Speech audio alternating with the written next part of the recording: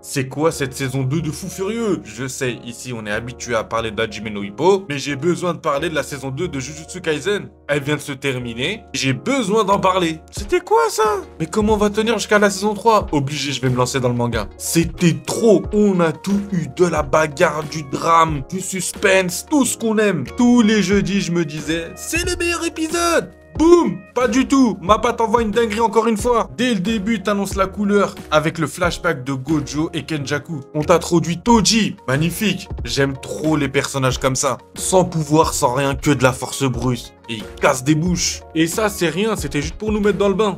L'arc Shibuya commence, Gojo il te fait des dingueries, mais malgré ça, il se fait sceller. Geto, trop intelligent, c'est incroyable. Ça fait longtemps on n'a pas eu un antagoniste aussi bien écrit. Il a un petit côté Orochimaru. Mahito, magnifique. Nanami qui met une correction de daron à Haruta. Non, c'était trop, regardez-moi ça. Incroyable flow. Après tout ça, tu te dis, waouh, c'est incroyable, ça va redescendre. Non, ça fait que monter. Pour les persos, c'est de pire en pire. Pour les lecteurs, c'est de mieux en mieux. Ensuite, t'as le retour de Toji en mode Edo Tensei. Tabasse un fléau classe S comme si c'était un fléau lambda. L'animation, laisse tomber. C'était incroyable. Après ça, tu crois que c'est fini? Ben non. Après avoir tabassé le fléau, il va tabasser son fils. Oh là là. Et l'animation, encore une fois, on va que se répéter, mais c'était trop. C'était que des lapins. Mais comment il a tabassé les lapins? C'était que des lapins. Bon, des lapins qui faisaient du kung fu. Mais c'était que des lapins. Il les a tabassés et chicotés d'une beauté. C'était incroyable. Et un des meilleurs moments, c'est quand il se rend compte que c'est son fils en face de lui. Oh là là. La scène fonctionne tellement bien. Pas besoin de longs discours, de 60 millions de flashbacks. Prenez exemple les autres animes, hein. Même dans cette situation, Toji reste pudique comme un daron à l'ancienne. La scène est parfaite. Après ça, t'as Sukuna qui se réveille. Lui, il est venu pour une seule chose, faire du sale. Et le sale qu'il a fait, waouh, il a transformé tout le monde en pot de ketchup. Et pour s'échauffer, il s'est dit je vais me battre contre Jogo. Le combat, c'est une dinguerie. Jogo le pauvre, il est grave puissant, c'est juste qu'il est tombé contre les deux mecs les plus forts du manga. C'est trop d'être aussi poissard. Il envoyait des techniques de fou furieux, des météorites, il éclatait des bâtiments. Et l'autre, il était en train de s'amuser. Il surfait, il rigole. Il se permet même de s'arrêter et de mettre la plus grosse hagara de la décennie. Vous voyez de quoi je parle?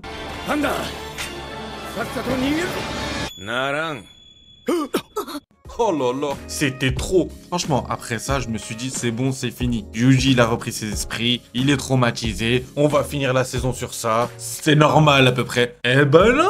Non, bah non.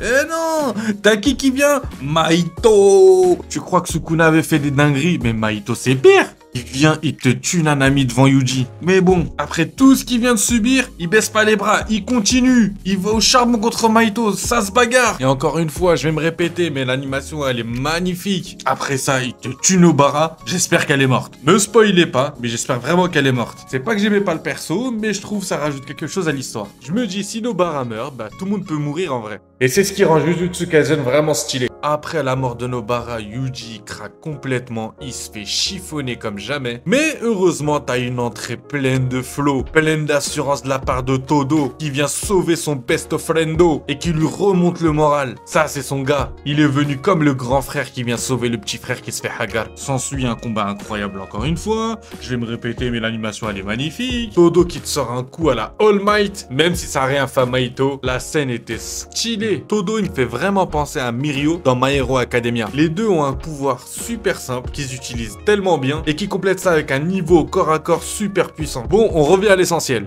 Le combat de Todo et Yuji contre Mahito, c'est du n'importe quoi, c'est incroyable à voir. Ils nous ont servi un poulet supplément mayo accompagné d'une petite pâtisserie. Ça va se la donner sec, mais Mahito, il est redoutable, hein. Il va réussir à résister, hein. Jusqu'à que Todo perde son bras, Yuji qui s'énerve. Oh.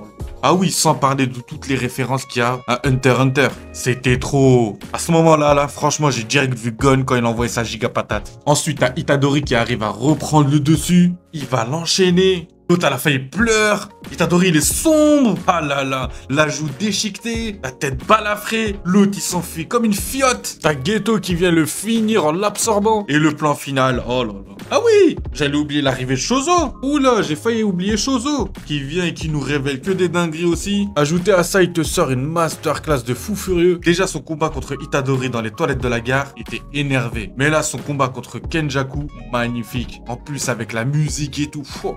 tout était parfait. Et le dernier épisode, t'as Geto qui arrive à mettre son plan à exécution. Magnifique, c'était trop. Tu sens que c'est sombre. Tu sens que ça va être encore plus le zbeul qu'on nous a donné pendant la saison 2. Là, il y a vraiment un climat sombre. C'est le chaos total. Et comme si c'était pas suffisant pour nous rendre encore plus impatients pour la saison 3, on te met le retour de Yuta. Il est revenu en mode John Wick pour tuer Itadori. Franchement, j'ai l'impression que la saison 3, ça va être pire que la 2. Mais pour le peu qu'on ait vu, c'était magnifique. Franchement, si tous les autres animes pouvaient être réalisés comme ils ont réalisé Jujutsu Kaisen, on serait gâtés. Bon, on va essayer d'attendre la saison 3 sans lire le manga. Mais comment que je vais grave le lire? Impossible d'attendre, c'est mort.